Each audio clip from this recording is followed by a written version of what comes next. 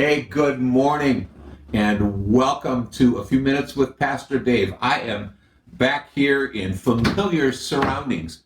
There are no bull bison anywhere in the area, nor are there any other critters around here other than my Winnie the Pooh critters. And so I feel good.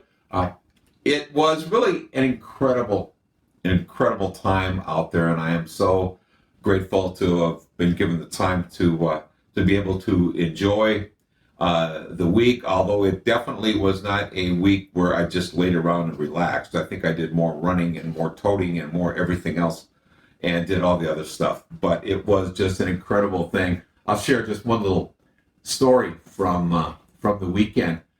In all of my years as an ordained pastor, all of the weddings that I've done, and I've really lost count as to the numbers of the weddings that I've done. For the first time ever, I hand delivered the wedding license back to the clerk of court at Custer, South Dakota on Monday. And I told the gal up there that I handed it to, I said, normally you don't get them like this because they're always sent in the mail by the pastor. But I said, I think you'll understand the reason why I'm hand delivering this. And she took one look and she goes, "Oh, you're the dad." And she goes, "That's so sweet." And I said, "Well, thank you." But it was a great weekend, and I thank everybody.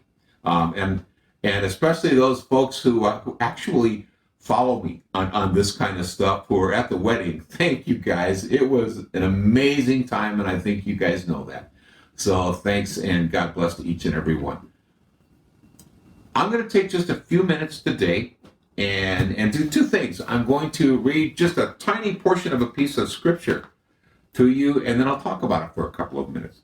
The piece of scripture actually is a piece of scripture that I've used, at least in some part, on most of the weddings that I have done. However, my daughter would not allow me to utilize it.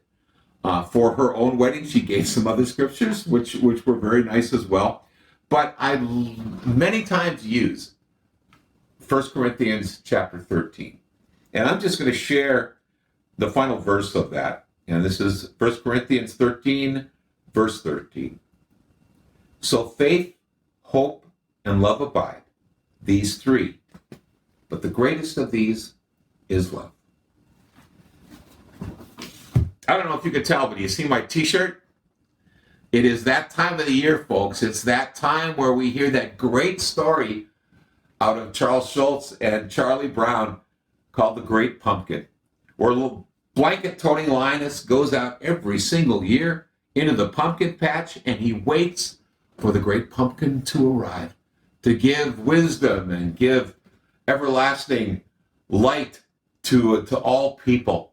And each year he gets criticized and he gets bombarded, not only by his sister, by Charlie Brown, but by the whole Peanuts gang because of this crazy thing that he's doing.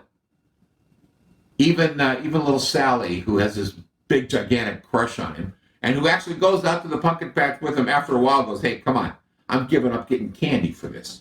And so she takes off. One of the things I love about that show is the fact that Linus has two incredible things. He has faith and he has hope.